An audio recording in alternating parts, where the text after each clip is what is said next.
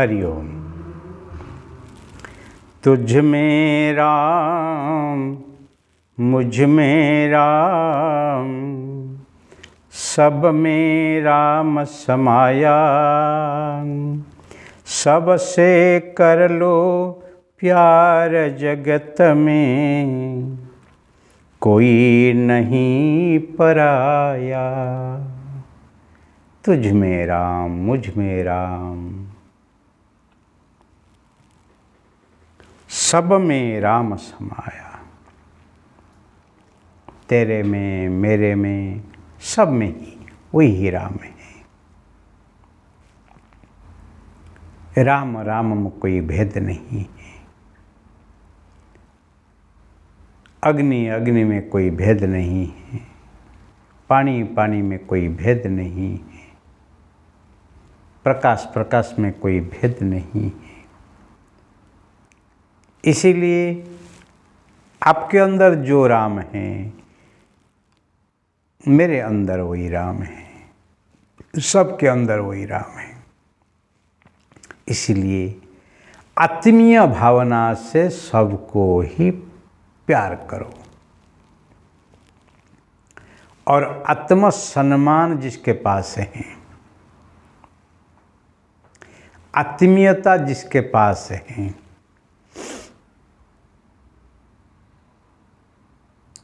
आत्मसम्मान जिसके पास है, आत्म मूल्यांकन जिसके पास है, और आत्मदर्शन जिसके पास है, वो कभी आत्मघात आत्महत्या करने वाला नहीं है। क्यों? आत्महत्या करना महापाप है।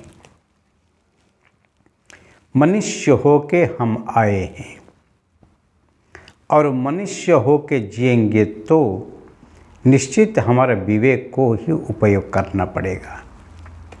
और जो ही अपना विवेक को ही उपयोग करते हैं, अच्छा बुरा क्या होता है विवेचन करते हैं, वो कभी आत्महत्या नहीं करेंगे। आत्महत्या करने का एक ही कारण है कि आपकी कीमत को, आपके जीवन का उद्देश्य को आप नहीं जानते हैं।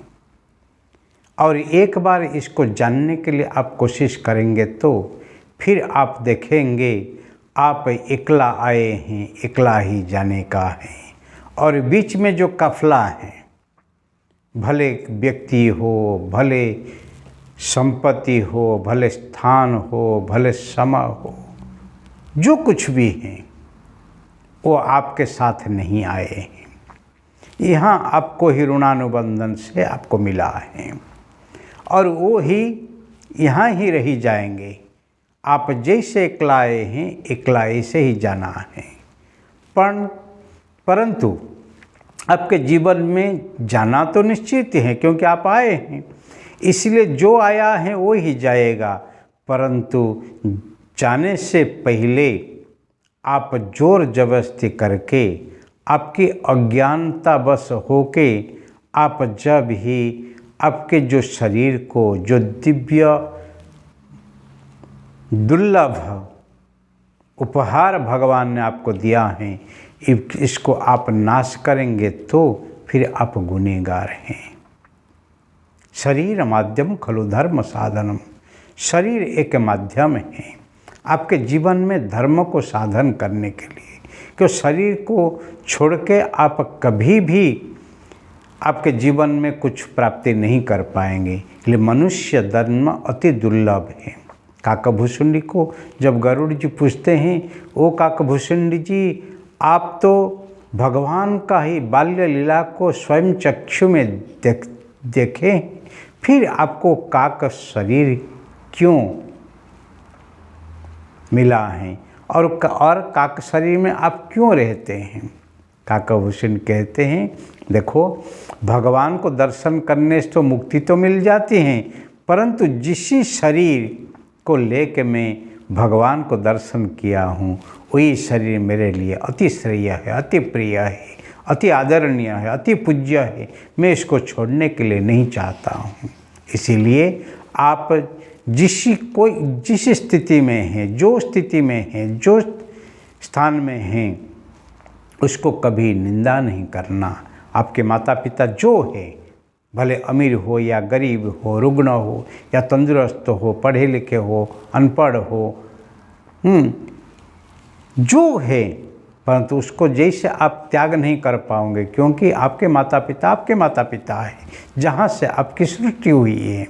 इसीलिए जो आपकी जो अंतर की स्थिति है उसको जानो, एक बार जानने से। इसलिए शरीर प्रति आदर भाव रखना वही हमारा सबका काम है। इसलिए यहाँ कहा गया है, तुझ में राम मुझ में राम, सबके वही राम हैं। शरीर से नाम रूप से भले हम भिन्न होते हैं, परंतु स्वरूप से हम भिन्न नहीं, स्वरूप से हम एक हैं।